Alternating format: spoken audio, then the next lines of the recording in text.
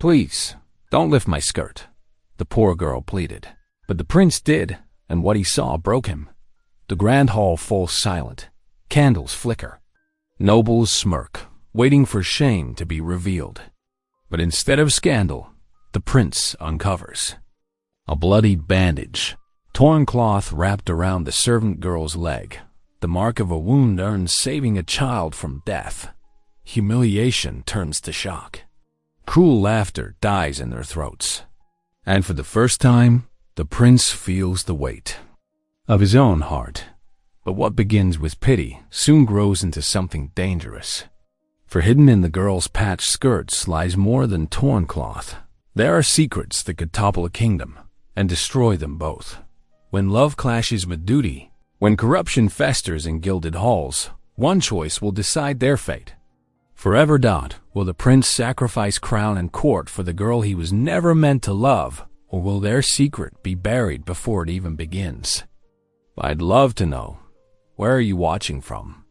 Type it down below, and while you're here, subscribe so you'll always catch the next story. The winter masquerade blazed with 100 beeswax candles, their light dancing across the palace's marble floors like scattered stars. Nobles in elaborate masks twirled and laughed, their silk garments rustling with each movement. The grand ballroom smelled of mulled wine and expensive perfumes, but beneath the festive air lay a current of casual cruelty. Clara Besson kept her eyes lowered as she moved through the crowd, her patched skirts marking her as clearly as if she wore a sign. The heavy silver wine pitcher trembled slightly in her hands. Though she had once attended such gatherings as a guest when her father served as the court scholar, she now belonged to the shadows with the other servants. "More wine," called a nobleman in a golden mask, his voice thick with drink. "And be quick about it, girl." Clara approached with careful steps, conscious of every tear in her dress that she'd tried to mend. As she poured, the nobleman laughed and pointed at her skirts. "Look here, friends. The seamstress can't even keep her own clothes from falling to pieces." Cruel laughter rippled through the group. Clara's cheeks burned, but she kept pouring steadily, determined to maintain her dignity. "Your Grace," another courtier called out. "Prince Adrien, come see this sorry creature." Prince Adrien de Valois approached, his silver mask catching the candlelight. Though his bearing was regal, something in his eyes seemed troubled as he observed the scene. "I say," declared a lady in peacock feathers, "we should see if she's as modest as she pretends. Your Highness, why not lift her skirt? Surely a common servant can't object to royal curiosity." Clara's heart began to pound. "Please," she whispered, her voice barely audible above the music. "Do not lift my skirt, Your Highness." The prince hesitated, his jaw tightening beneath his mask. But the expectant faces of his companions left him little choice. With visible reluctance, he reached forward and lifted the hem of Clara's worn skirt. Instead of the scandal the nobles anticipated, they found a crude bandage wrapped around her. Calf, dark blood having seeped through the rough cloth. The laughter died instantly. "What is this?" Prince Adrien asked, his voice heavy with concern. Clara swallowed hard. "This morning, Your Highness, I saw young Thomas from the kitchens playing too near the carriages. When one suddenly moved, I pulled him away, but the wheel," she trailed off, unwilling to complain about her injury. The prince's expression transformed from shock to admiration, then to shame. "You saved the child's life, yet still performed your duties without a word of your wound." "'Tis nothing, Your Highness," Clara murmured, though her leg throbbed fiercely. "Nothing?" Prince Adrien's voice rang with authority. "Guards, fetch the royal physician at once." He turned to the now silent nobles, his disgust evident. "While we played at revelry, this servant bore her pain in silence, all while protecting one of our youngest." Clara stood uncomfortably as the guards departed, aware of the nobles' stares. Some looked ashamed, others merely annoyed at having their entertainment disrupted. "Come," Prince Adrien said more gently, gesturing to a nearby footman. "Help mistress. Fasten to the servants' wing. The physician will attend her there." As the footman supported her weight, Clara began her limping retreat from the ballroom. She could feel Prince Adrien's gaze following her, heavy with regret and something else she dared not name. The noble's laughter had ceased entirely, replaced by uncertain murmurs that echoed across the marble floors. Through the pain in her leg, Clara held her head high, her father's teachings about dignity ringing in her memory. Behind her, the masquerade continued, but something had shifted in that gilded room, like a crack appearing in a perfect model statue. Dawn crept through the small window of the servants' quarters, painting the rough stone walls in pale golden light. Clara stirred on her narrow cot, wincing as pain shot through her bandaged leg. The physician's hurried treatment the night before had left her with an angry red wound, clumsily wrapped after an excessive application of leeches. The crude bandaging pulled too tight in some places, too loose in others. "Poor dear," whispered Marie, one of the kitchen maids, as she passed Clara's cot. "Such a spectacle last night." "The prince himself, they say." Clara's cheeks burned it. The memory. The whispers had already begun, spreading through the servants' quarters like wildfire. She could hear them now, clusters of maids and footmen speaking in hushed tones as they prepared for their morning duties. "Should be dismissed for certain," came a sharp voice from the corridor. "Drawing that kind of attention never ends well for the likes of us." "Hush now," another replied. "She saved little Thomas from that carriage, didn't she? Shows good character, that does." Clara pushed herself up, gritting her teeth against the throbbing in her leg. She had to begin her duties, gossip or no gossip. But before she could stand, an unusual commotion erupted in the hallway. "Your Highness!" The shocked voice of Mrs. Beaumont, the housekeeper, echoed through the stone corridor. "This is most irregular. You cannot be here." Clara's heart stopped. Through the doorway stepped Prince Adrien de Valois himself, his fine morning coat and polished boots startlingly out of place in the humble servants' wing. The few servants present dropped into deep bows and curtsies, scurrying away to give him space. "Leave us," he commanded softly, though his eyes remained fixed on Clara. Mrs. Beaumont hesitated, clearly torn between propriety and a direct royal command. "You may wait in the corridor," he added, making it clear this was not a suggestion. When they were alone, Clara struggled to rise, but Adrien raised his hand. "Please, do not stand on my account." "Your leg." "'Tis nothing, Your Highness," Clara replied, her voice steady despite her racing heart. She kept her eyes lowered, though she could feel his gaze upon her. "I came to offer my deepest apologies for last night's incident." His voice carried genuine remorse. "My behavior was unworthy of both my position and my conscience." Clara's hands twisted in her lap. "You were merely doing as your peers expected, Your Highness." "That makes it worse, not better." Adrien moved closer, his boots coming into view on the rough floor. "I have spent the night thinking of how to make amends." Finally, Clara looked up, meeting his eyes. They were kind eyes, she noticed, despite the gravity of his expression. "No amends are necessary, Your Highness. I am but a servant."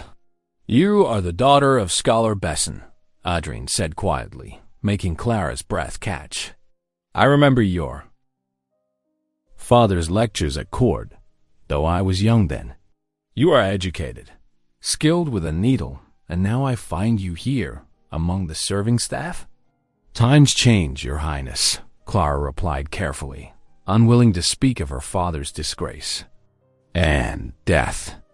"Indeed they do, which is why I have arranged new duties for you." He straightened, assuming a more formal tone. "You will join the Seamstress Guild immediately. They require skilled hands for my upcoming betrothal celebrations, and I am told your needlework is exceptional." Clara's heart lurched at the mention of his betrothal, though she could not say why. You are most generous, Your Highness. It is the least I can do. He turned to leave, then paused. The physician's work seems inadequate. I will send my personal surgeon to tend to you properly. Clara watched him stride away, her emotions in turmoil. This man had humiliated her before the court, yet now offered protection and advancement. His kindness felt both welcome and dangerous. A royal hand extending help could just as easily push her further down. Through the doorway, she could see the straight line of his shoulders as he departed. Every inch the prince, despite his unprecedented visit to the servants' quarters. Clara touched her poorly bandaged leg, wondering if she had gained a protector or merely prolonged her inevitable fall from grace. The grand banquet hall blazed with 1,000 candles, their light dancing off golden platters and crystal goblets. Clara knelt in a shadowed alcove, her nimble fingers working to mend Lady Beaumont's torn silk hem. The noblewoman had caught her skirt on a chair and demanded immediate repairs, forcing Clara to work at the edge of the festivities. From her position, Clara could see everything while remaining nearly invisible herself. The hall hummed with excitement, lords and ladies trading whispers behind jeweled fans. Something important was about to happen. She could feel it in the air. King Louis rose from his throne, his voice carrying across the suddenly hushed room. My dear friends and noble subjects, I have joyous news to share. He gestured to Prince Adrien, who stood with perfect royal posture beside a striking woman in deep blue silk. It is my great pleasure to announce the betrothal of my son, Prince Adrien de Valois, to the most gracious Duchess Elodie of Montclair. The hall erupted in thunderous applause. Clara's needle slipped, pricking her finger. A tiny drop of blood welled up, as red as her sudden pain. She had known this was coming. Everyone had known. But hearing it proclaimed made it real in a way that stole her breath. Through the crowd's excitement, Clara felt eyes upon her. She looked up to find Prince Adrien's gaze across the hall, his expression complex beneath its careful mask of pleasure. For a moment, their eyes met, and she saw something there that looked like regret, or was it apology? But then Duchess Elodie laid her gloved hand on his arm, and the moment shattered. Such a perfect match. Lady Beaumont sighed above Clara. The Duchess has such refined taste. Her wedding gown will be the talk of Europe. Clara tied off her thread with trembling fingers, keeping her head bowed. Your hem is mended, my lady. The celebrations continued long into the evening, but Clara slipped away to the quiet of the seamstress chamber. Here, among the familiar smells of wool and linen, beeswax and lavender, she could breathe again. She busied herself sorting threads. By candlelight, trying not to think about the announcement still echoing in her ears, the door opened behind her, and Clara turned to find Prince Adrien standing there, his presence filling the humble workspace. She dropped into a curtsy, her heart beating wildly. Your Highness, how may I serve you? Rise, Mademoiselle Besson. His voice was soft, almost gentle. I have come with a request, one that I hope you will accept. Clara straightened, careful to keep her eyes lowered. I live to serve the crown, Your Highness. The Duchess's wedding attire must be beyond compare, he said, moving closer. I have seen your work, the intricacy of your embroidery, the precision of your stitches. I would have you design and create her wedding clothes. Clara's hands clasped together tightly. Surely the royal seamstresses. They will assist you, Adrien interrupted. But I want you to lead this task. He paused, and when she dared to look up, his eyes were intent upon her face. You have shown not just skill, but honesty and dignity. These are rare qualities at court. I trust you with this important duty. The words trust and dignity hung between them, heavy with the memory of that night in the great hall. Clara knew she should feel honored by this commission, but all she felt was the weight of what it would mean months, of working on the very garments that would bind him to another. I am deeply honored, Your Highness, she said quietly, because there was nothing else she could say. I will do my utmost to create something worthy of the occasion. He nodded, relief visible in the slight loosening of his shoulders. Thank you, Mademoiselle Besson. You shall have whatever resources you require. Later, as Clara made her way back to the servants' wing by candlelight, exhaustion dragged at her steps. The moon cast long shadows through the palace windows, and her heart felt as heavy as her tired feet. Yet she walked straight and steady, duty and necessity lending her strength. She had survived worse than this. She would survive this too. The winter night pressed cold fingers against the frosted window panes of Prince Adrian's private apartments. Inside, warmth from the crackling hearth cast dancing shadows across the rich tapestries and polished furniture.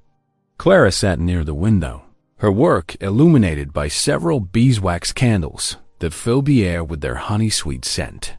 Her needle flashed silver in the candlelight as she carefully embroidered golden threads into the ceremonial jacket the prince would wear at his wedding. Snow fell in gentle swirls outside, each flake catching the light from the windows before disappearing into the darkness. The soft whisper of falling snow made the room feel even more intimate, like a world apart from the rest of the palace. Prince Adrian paced slowly near the fireplace, his usual formal demeanor softened by the late hour. He paused, watching Clara work with careful precision. Your skill with needle and thread reminds me of someone who once served this court with equal dedication, he said quietly. Clara's hand stilled for a moment. You knew my father, Your Highness. Scholar Besson was often in these very rooms, consulting our library. Adrien moved closer, his voice gentling. I remember him teaching me Latin when I was young. His disgrace never sat right with me. Clara's throat tightened, but she kept her voice steady. He was innocent of all charges, Your Highness. The missing funds were never in his keeping. Tell me about him, Adrien said, settling into a chair nearby. It was a breach of protocol for a prince to sit so casually with a servant, but in the quiet of the night, such rules seemed less important. Clara's fingers resumed their work, though. Her eyes grew distant with memory. He loved knowledge above all else, save perhaps his duty to the crown. She hesitated, then reached for her skirts. I keep what I can of his writings here. She showed him how she had carefully sewn precious scraps of her father's papers into hidden pockets in her garments. His thoughts on philosophy, mathematics, astronomy, all I could save before they seized our home. Adrien leaned forward, genuinely interested. May I? At her nod, he gently examined one of the fragments. His eyebrows rose as he read. This is remarkable thinking. And you understand these writings? My father believed daughters deserved education as much as sons, Clara replied, a small smile touching her lips. We would discuss his theories while I helped copy his manuscripts. Their conversation flowed easily after that, ranging from ancient philosophers to recent astronomical discoveries. Adrien found himself increasingly impressed by Clara's quick mind and thoughtful responses. She spoke with more insight than most of his educated courtiers, yet without any trace of pretense. Wait here, he said suddenly, rising from his chair. He returned shortly with several leather-bound volumes tucked under his arm. These are from my private collection. I thought perhaps you might enjoy them?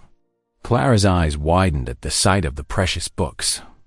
Your Highness, I couldn't possibly. You can read them at night, when your work is done, he insisted, placing them carefully beside her. Knowledge shouldn't be denied to those who truly value it. The gratitude in Clara's eyes made something twist in Adrien's chest.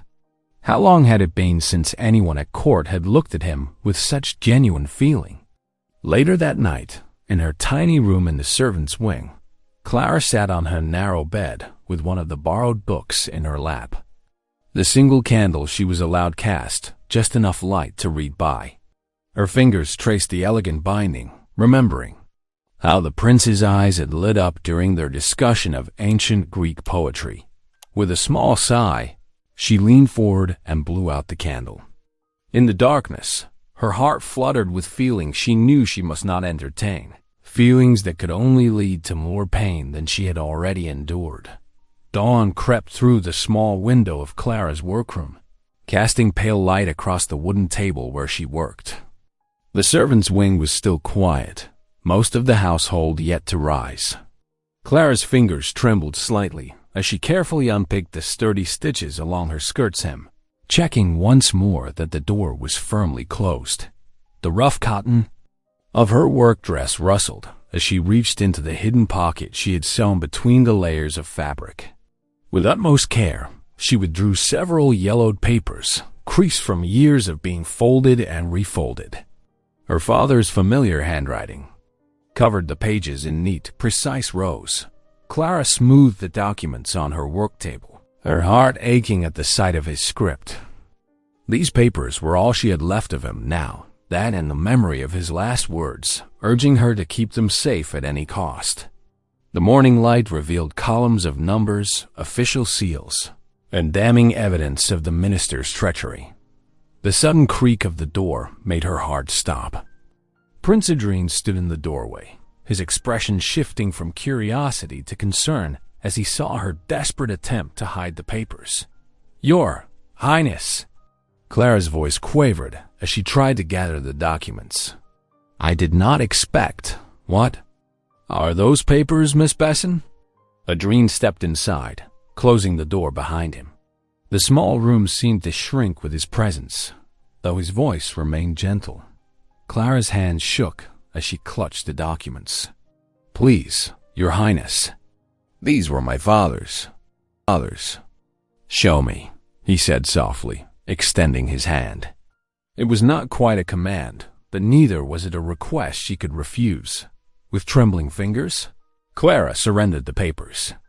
Tears threatened to spill as she watched Adrien's eyes scan the pages, his expression growing more grave with each line he read. "These are treasury records," he said slowly.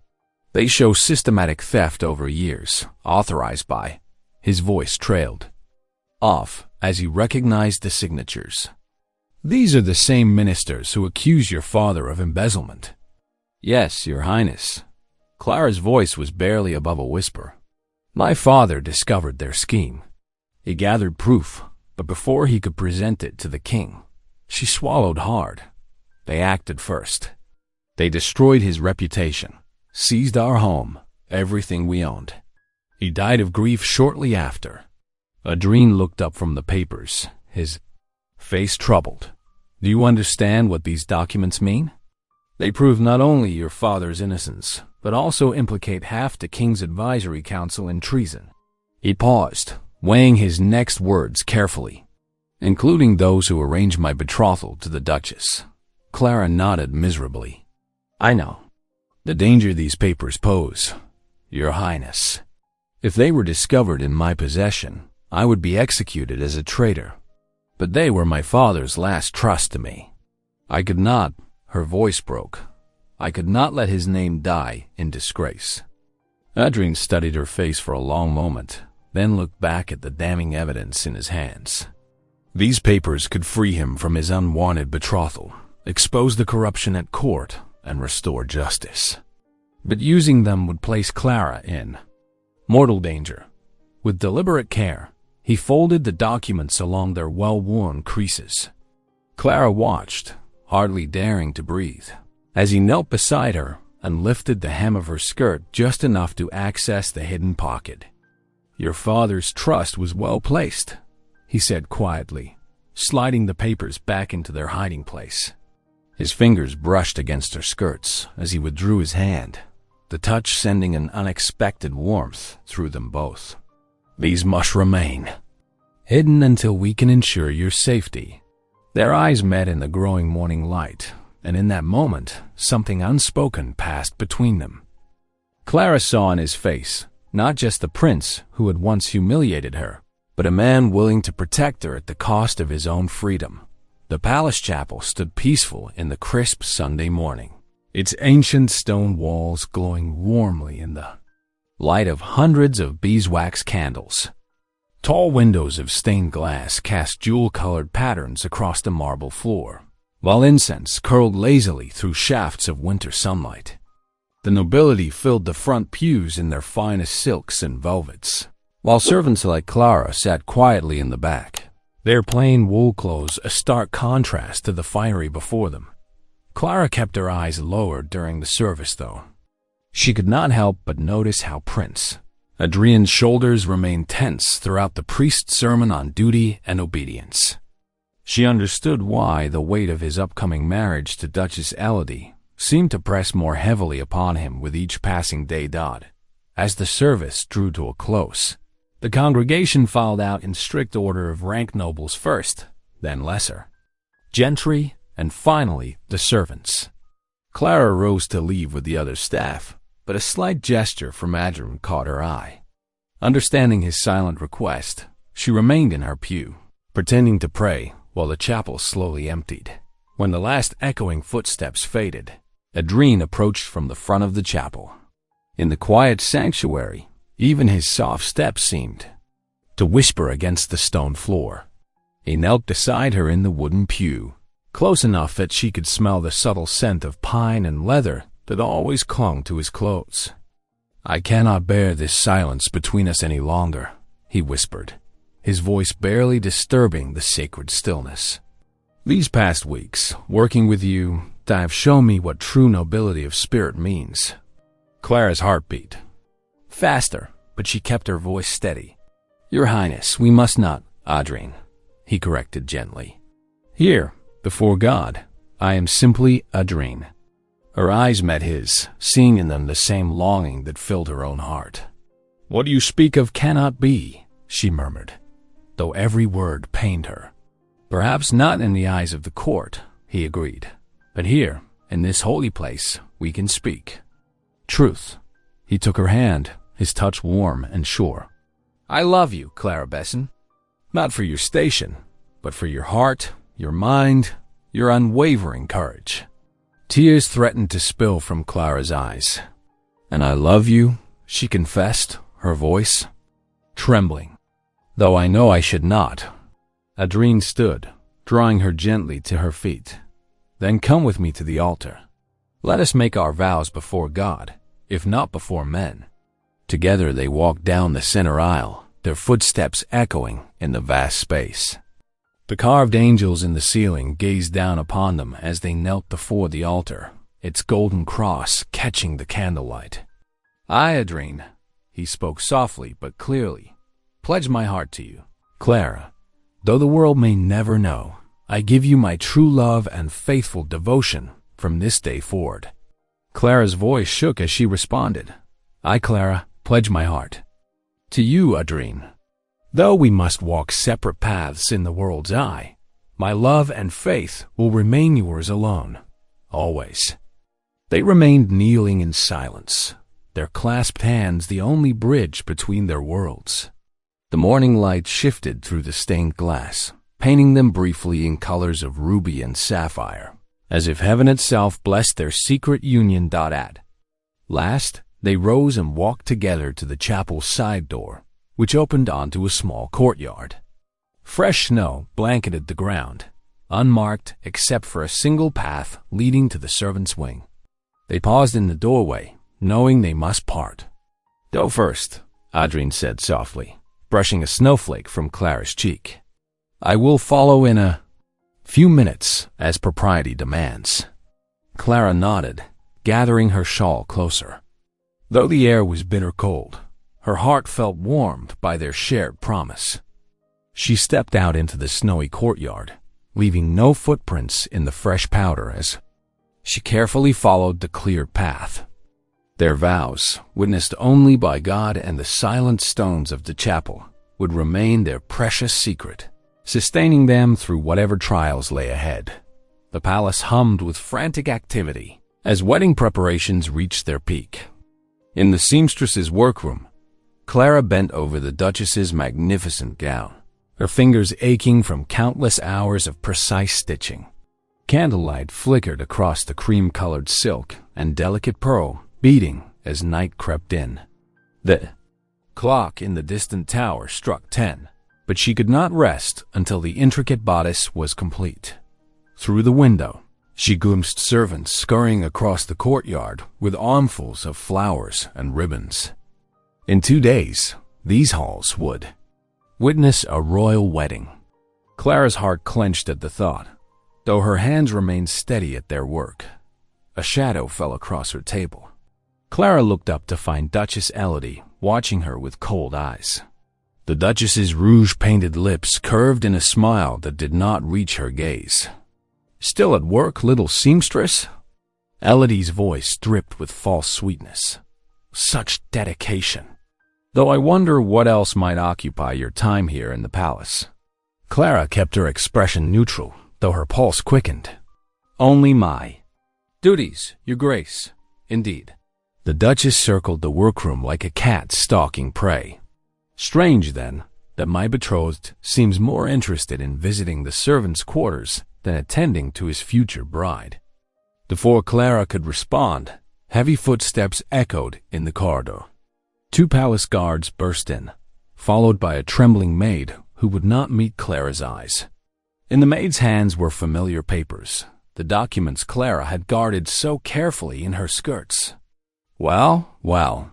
The Duchess snatched the papers, eyes gleaming with triumph. "What have we here?" Letters bearing the royal seal, treasury documents, items no mere seamstress should possess. Clara's world spun. "Please, your grace, I can explain. Seize." "Her," the Duchess commanded. The guards grabbed Clara's arms roughly, making her wince. Within minutes, Clara found herself dragged before the entire court, still assembled in the great hall for evening entertainment. Whispers rippled through the crowd as she was forced to her knees. The king sat forward on his throne, face thunderous. Prince Adrien stood frozen beside him, horror etched across his features. "This servant girl has been caught with stolen documents from the royal treasury," the Duchess announced, her voice ringing through the hall. "Documents that could only have been acquired through treasonous means." "That's not true." Adrien stepped forward, but his father's sharp command cut through. "The heir! Silence!" The king rose, his face purple with rage. "You forget yourself, my son." Clara kept her head high, though her heart hammered. "Your Majesty, these papers were my father's. Enough." The king's voice boomed. "Your father was a proven traitor, and now you follow his path. Guards, take her to the cells. At dawn, she will be escorted to the convent of St. Agnes. Let her spend her days in prayer, reflecting on her crimes." "Father, please." Adrien's desperate plea echoed off the marble walls. "You cannot," I said. Silence. The king rounded on his son. "One more word, and you will force me to question your own loyalty to the crown." The threat hung heavy in the air. Adrien's jaw clenched, his hands balled into fists as he watched the guards chain Clara's wrists. Clara felt strangely calm as cold iron closed around her skin. She had known this day might come, had feared it since her father pressed those papers into her hands with his dying breath. As the guards led her toward the doors, she caught Adrien's gaze one final time, dot in his eyes. She saw the same love that had filled the chapel during their secret vows. She held that warmth close as she was marched through the whispers and stares, her steps steady despite the chains that bound her. Let them think her a traitor. God knew the truth in her heart, and that knowledge would sustain her through whatever darkness lay ahead. The great doors groaned open, letting in a blast of winter air. As Clara was led away, she did not look back. She carried herself with quiet dignity, just as her father had taught her, while behind her, Prince Adrien stood helpless, watching the only woman he had ever truly loved disappear into the night. Adrien paced his dimly lit chambers, his boots echoing against the marble floor. The single candle on his desk cast long shadows across the walls as midnight bells tolled in the distance. His fingers twisted the ring on his hand, the royal seal he had always worn with pride, but which now felt like a chain. "I cannot let this happen," he whispered to the empty room. The image of Clara being dragged away in chains haunted him. Her quiet dignity, even in that terrible moment, had shown more nobility than all the courtiers who had sneered at her arrest. He stopped at the window, pressing his forehead against the cold glass. Below, guards patrolled the courtyard, where, in mere hours, they would escort Clara to exile. The thought of her locked away in some distant convent, her brilliant mind and gentle heart wasted, made his chest ache. A soft knock interrupted his thoughts. "Enter," he called, straightening his posture. Young Lord Edmund, his childhood friend, slipped inside. "Your Highness, I've spoken with the others as you requested." Adrien turned, hope flickering in his eyes. "And Count Michel, lady. Beatrice and Lord Thomas are with us. They've seen enough of the minister's greed. The proof you speak of, they believe it exists. Good." Adrien strode to his desk, pulling out a sealed letter. "I need you to gather them before dawn. Tell them to meet me near the council chamber." Edmund took the letter, hesitating. This could mean exile for all of us if we fail. It could mean justice if we succeed. Adrien clasped his friend's shoulder. These ministers destroyed a good man's name to hide their crimes. They would see his daughter condemned to save themselves. I cannot stand idle any longer. Through the long hours until dawn, Adrien prepared. He studied Clara's father's documents, which he had secretly copied during their time together. Each page revealed more of the minister's treachery, falsified ledgers, diverted funds, forged orders that had framed an honest scholar Dot as the first pale light crept over the horizon. Adrien donned his formal court attire, the blue and gold. Brocade felt like armor as he strapped on his ceremonial sword. In its weight, he felt the responsibility of his choice. He met his allies in the shadowed corridor outside the council chamber. They were few but determined young nobles who had watched the corruption with growing disgust. Lady Beatrice, her usually merry face serious, handed him a sealed document. "The testimony you requested, Your Highness. 3 more witnesses to the minister's theft." Before Adrien could respond, sounds of struggle echoed from the courtyard. Through the high windows, he saw Clara being led out, surrounded by guards. Her simple dress was replaced by a rough gray robe, but she held her head high. "Now," Adrien commanded, and pushed open the heavy doors. The ministers looked up in shock as he strode in, his allies flanking him. The king, already seated for early petitions, frowned at the interruption. "What is the meaning of this, Adrien?" "Justice, father." Adrien's voice rang through the chamber as he laid out the documents. "These papers prove the true criminals are not in chains in the courtyard, but seated before you in silk and velvet." The ministers erupted in protests, but Adrien's voice cut through their noise. "Every theft, every lie, every coin stolen from your treasury, all documented by the man they destroyed to hide their crimes." The king's face darkened as he examined the evidence. The minister's protests turned to pale silence as more documents were presented. More witnesses stepped forward. "Guards!" the king's voice thundered. "Halt the prisoner's departure." He turned to his son, anger warring with pride in his eyes. "Your disobedience will be addressed, Adrien. But first," he gestured to the trembling ministers. "Take these men to the cells. We will have a full inquiry." Adrien stood straight under his father's gaze, accepting both the fury and the unspoken respect he saw there. Through the window, he watched as Clara was led back inside, her chains being removed.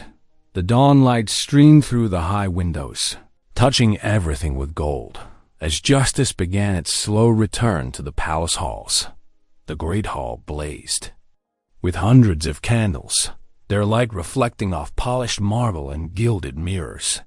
Nobles in their finest silks and velvets crowded the chamber, while servants pressed against the walls, their eyes wide at the unprecedented scene before them. At the front of the hall, beneath the royal crest, Clara stood beside Prince Adrien, her simple gray dress a stark contrast to the sea of jewel-toned finery surrounding them. The king sat upon his throne, his stern face betraying no emotion as the royal secretary unrolled a lengthy scroll. These documents, preserved by Monsieur Besson and protected by his daughter, detail systematic theft from the royal treasury over 5 years, the secretary announced, his voice carrying to every corner of the hushed chamber. The accused ministers, their faces red with indignation, stood in a tight cluster before the throne. "Lies and forgeries!" The eldest among them shouted, his jowls quivering. "This common girl and her traitor father." Silence. Adrien's command cut through the hall like a sword. He stepped forward, his bearing every inch the prince despite the whispers that had followed his actions. "These are no forgeries. Each page bears our own treasury seal. Each entry matches the dates of mysterious shortfalls that plagued our coffers." The prince turned to face the assembled court, his voice rising with passion. "We speak often of noble blood, of birthrights, and privilege. But what nobility is there in crushing the innocent to hide one's crimes? What honor exists in condemning a loyal servant of the crown to disgrace and death, simply to protect ill-gotten gains?" Clara stood perfectly still, her hands clasped before her, but her eyes never left Adrien's face as he spoke. The prince continued, gesturing to her with a gentleness that made several ladies gasp behind their fans. "Here stands a woman who, though reduced to poverty, though forced to serve those who destroyed her father, maintained both his honor and these proofs of truth. When she could have sold these documents for a fortune, she preserved them at risk of her life. Tell me, my lords and ladies, is this not true nobility of spirit?" The king leaned forward slightly, his eyes moving from his son to Clara, then to the trembling ministers. The hall held its breath. "The evidence is clear," King Louis declared, his voice heavy with authority. "The accused ministers are stripped of their titles and properties to face imprisonment for their crimes." He paused, turning his gaze to Clara. "As for Mademoiselle Besson, we hereby restore her father's good name and grant her full pardon for any supposed offense against the crown." A murmur rippled through the crowd, but Adrien was not finished. He turned to face Duchess Elodie, who stood near the throne in a gown of deep crimson, her face a mask of careful composure. "Your Grace," he said clearly, ensuring every ear could hear, "I hereby renounce our betrothal. I cannot and will not enter a marriage founded on ambition rather than truth, on position rather than character." The Duchess's mask cracked, her face flushed dark as the fabric of her gown. "You would throw away a royal alliance for a seamstress?" she hissed, loud enough for nearby courtiers to hear. "I would choose honor over expedience," Adrien replied steadily. "Love over arrangement, truth over convenience." Elodie's composure shattered completely. With a sound like an angry cat, she whirled and stormed from the hall, her skirts snapping around her feet, her ladies scrambling to follow. The great hall erupted in shocked whispers. Nobles huddled in clusters, their eyes darting between the prince, the king, and the humble seamstress who stood at the center of this unprecedented scene. "A seamstress," they muttered. The prince chose a seamstress. Clara remained standing tall, her quiet dignity unchanged by either her vindication or the shocked reactions surrounding her. Beside her, Adrien's hand found hers, their fingers intertwining in full view of the astonished court. The palace chapel glowed in early spring sunlight streaming through stained glass windows. Winter's fierce grip had finally loosened, and the first brave crocuses pushed through melting snow in the garden outside.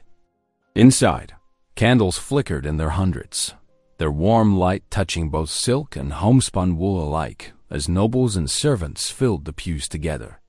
3 times, the banns had been read in church, each Sunday bringing fresh waves of gossip that eventually ebbed like a receding tide. Now, on this bright morning, even the most hardened critics fell silent before the undeniable rightness of the moment. King Louis stood near the altar, his face a careful mask of royal dignity. Though he had struggled with his son's choice, weeks of watching Clara's quiet grace and Adrian's unwavering devotion had softened his heart. When at last he had given his blessing, it came with a grudging recognition that perhaps true nobility wore many faces. The chapel doors opened wide, and Clara stepped forward. She wore a gown of her own making, crafted with all the skill and artistry that had once earned her bread. The ivory silk fell in simple, elegant lines, adorned not with jewels but with delicate embroidery that caught the light like morning dew. Her dark hair was crowned with a circlet of spring flowers, more precious to her than any royal diadem. Adrien, waiting at the altar in his formal court attire, drew in a sharp breath at the sight of her. Gone was any trace of the trembling servant girl from that cruel winter night. In her place walked a woman of such quiet dignity that several noble ladies found themselves unconsciously straightening their postures as she passed. Clara's steps were measured and graceful as she moved down the aisle. Her eyes met Adrian's, and in that gaze passed all the memory of their journey, from humiliation to healing, from secret vows to open triumph. The prince's face glowed with pride and joy. His smile so bright it rivaled the morning sun. When she reached his side, Adrien took her hand with tender reverence. Together they knelt before the altar as the priest began the ancient words of blessing. Behind them, something remarkable occurred. Without prompting or announcement, every person in the chapel, from the highest noble to the lowest scullery maid, knelt as one. The king, observing this spontaneous display of unity, felt his remaining doubts dissolve. His son had not just chosen a bride. He had sparked a transformation in the very heart of court life. The old barriers, while not gone, had begun to crack and shift like the winter ice outside. The priest's words rang clear through the hushed chapel. What God has joined together, let no man put asunder. As he pronounced them husband and wife, Adrien kissed Clara with gentle passion, their first kiss as equals before all of society. Rose petals showered down from the gallery above, scattered by children of both noble and common birth who had begged to participate. The newly married couple turned to face their guests, and applause erupted first from the servants' section, then spreading until the entire chapel rang with joy as they prepared to leave the chapel. Clara paused for a moment, looking down at her wedding gown. Her fingers traced the precise stitches she had sewn herself, remembering the patched and threadbare skirts she had once worn in these same halls. How far she had come from that night of fear and shame Drien noticed her.